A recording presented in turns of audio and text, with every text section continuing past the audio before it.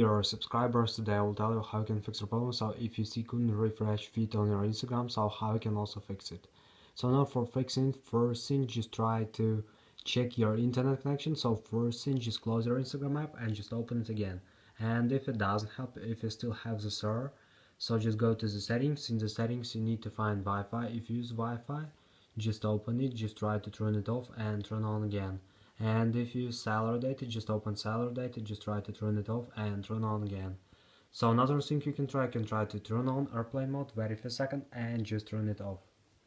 So another thing you can try to go to the general, just scroll down, just tap on shutdown, slide to power off, wait for a second and just power on phone again, so just simply restart your phone. And if you still have the server, so you can also just try to update your Instagram app, so just go to App Store, just go to search tab. In search tab just write here Instagram,